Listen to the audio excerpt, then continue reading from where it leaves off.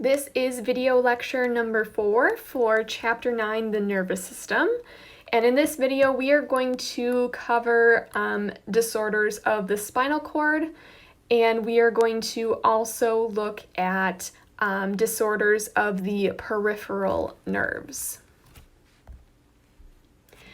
So the spinal cord, obviously what is housed within your spinal column, can be injured in one of 3 ways. So it can be severed, which means that it is cut. It can be contused or bruised, or it can be compressed because of broken or dislocated vertebra, bleeding, or swelling. Injury to the spinal cord results usually in a loss of function below the site of injury, and this loss of function is known as paralysis, and it can either be temporary or permanent depending on the injury. So if you look in this image here, depending on where the injury is, if you get injured, if your spinal cord is, let's say, severed at your neck due to an injury, you would be paralyzed from the site of that injury down. About half a million people in the United States have a spinal cord injury, which is one of your abbreviations. So the abbreviation for spinal cord injury is SCI. And about 82% of these injuries involve males between the ages of 16 and 30, obviously because they are reckless during that age. Some other disorders of the spinal cord, we're going to look at acute transverse myelitis.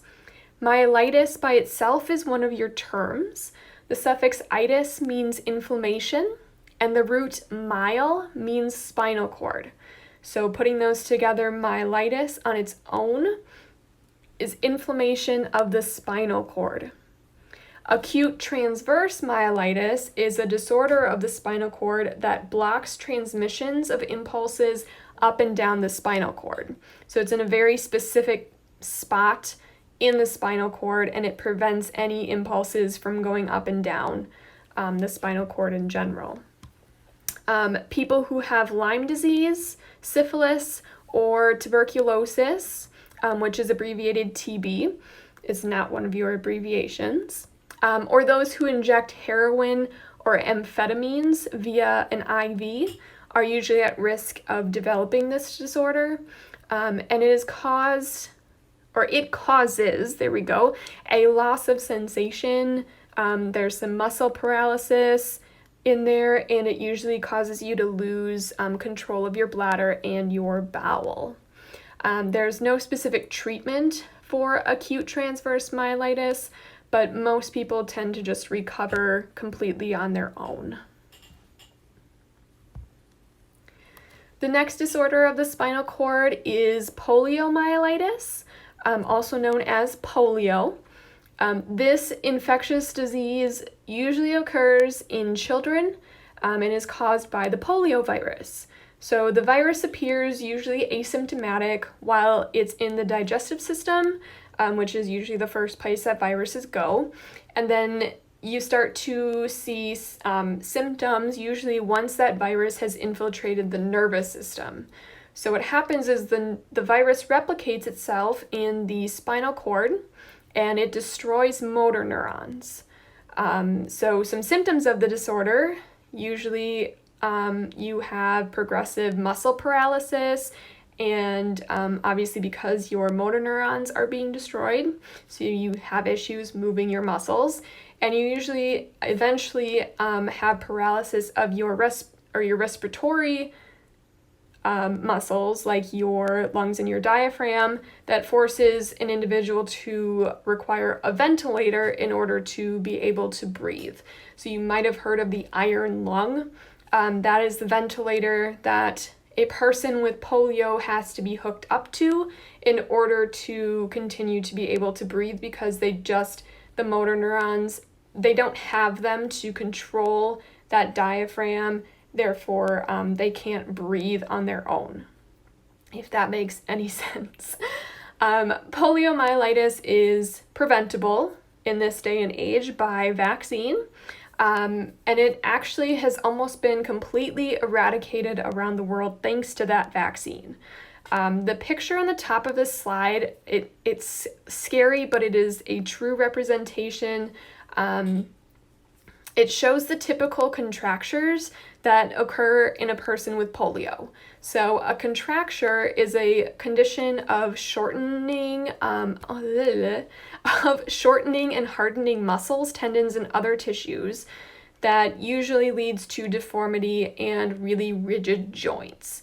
So usually if you've ever seen a picture of someone who either has polio or has had polio, they tend to look a lot like this, and that's not a joke.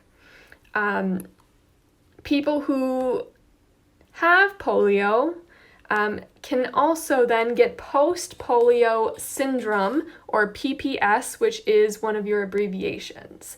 And that's a real picture of children who survived polio and now they're dealing with PPS. Individuals with PPS usually develop tired, painful, and weak muscles many years after recovering from polio. So I'm sorry, I'll retract what I just said. I'm not assuming that these kids have PPS, but you know that they've gone through and they've had polio and survived it due to the contractures that you can see in their body. So yeah, you can tell if a person has had polio due to that abnormal shape of their body. The last set of disorders of the spinal cord are motor neuron disorders, because obviously they involve the deterioration of motor neurons. So these disorders cause the death of neurons that control your voluntary muscles, which begins as muscle weakness, but eventually it progresses into complete paralysis. The most common of this type of disease is called amyotrophic lateral sclerosis, also known as ALS or Lou Gehrig disease. This is the disease that caused that cold bucket or cold water challenge, whatever it was called, a few years ago. And ALS is one of your abbreviations. Amyotrophic is not one of your terms, but it's not a common term. It means pertaining to muscular atrophy. Atrophy is one of your terms, and it means the wasting away of a tissue or organ. So some symptoms of ALS include difficulty walking, which can lead to tripping and falling because your motor neurons just aren't working correctly, so your brain is having issues communicating with your muscles.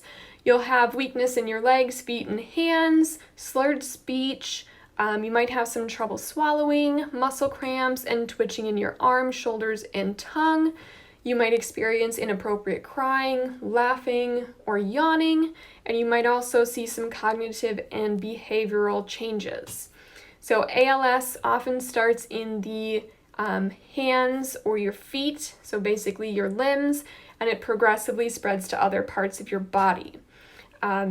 Pain is generally uncommon with ALS, and it's inherited in about 5 to 10% of patients. Otherwise, we don't know the cause of ALS at all. But it is 100% fatal, and there are very few treatments to improve an individual's quality of life. So again, ALS is amyotrophic lateral sclerosis, and remember, amyotrophic means pertaining to muscular atrophy, and atrophy means the wasting away of a tissue or organ. So the amyotrophic really means that it's pertaining to the wasting away of your muscles. The next group of disorders we are going to discuss is disorders of the peripheral nerves. The term neuropathy is used to describe any disorder that affects one or more peripheral nerves. And all three of these words are on your word list. And underneath neuropathy, we can kind of further divide disorders depending on how many peripheral nerves are affected. So mononeuropathy is going to be where there's damage to a single peripheral nerve. And polyneuropathy is damage to many peripheral nerves. So again, if you want to look at those words, mono, the prefix mono means one, and poly, the prefix poly, means many. So mononeuropathy, damage to a single nerve, and polyneuropathy is damage to many. And if you don't know what peripheral nerves are, those are the nerves that kind of stem out from your spinal cord throughout your body. So in this picture, you see all those blue and red lines coming off. Those are peripheral nerves that extend from your spinal cord out to your body. Carpal tunnel syndrome is a disorder classified as mononeuropathy because it affects only the median nerve of the wrist. So there's a single nerve called your median nerve that runs from your forearm through a literal passageway in your wrist called the carpal tunnel into your hand. So if you look in the image there, you can see the carpal ligament kind of acts as a tunnel. That median nerve is going to kind of go underneath that. The median nerve provides sensation to the palm side of your hands, except for your little finger that is not provided sensation from your median nerve. But when the median nerve gets compressed between the wrist bones and that ligament that lies above it, it can cause numbness, pain, and tingling in the thumb side of your hand.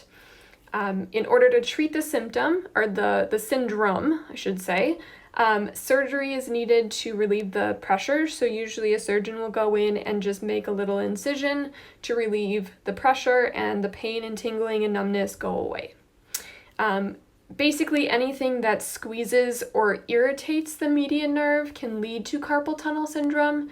So for instance, if you were to fracture your wrist, that could really irritate your median nerve, or if you have arthritis that causes swelling in your wrist, that could also lead to carpal tunnel syndrome.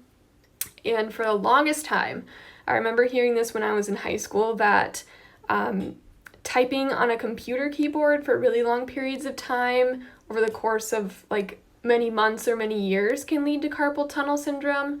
But several studies have shown that there actually isn't consistent evidence that supports that.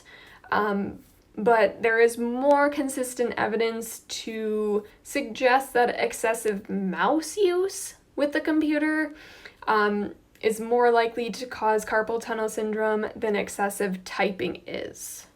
So just to stay safe, maybe take some breaks if you're going to spend a lot of time using the computer. Lastly, an example of a disease classified as polyneuropathy is shingles. I fear that I will get this someday, and I'm super scared of it. The more medical term for shingles is herpes zoster. Shingles is an infection of the peripheral nerves due to the reactivation of the chickenpox virus. So that virus is called varicella zoster.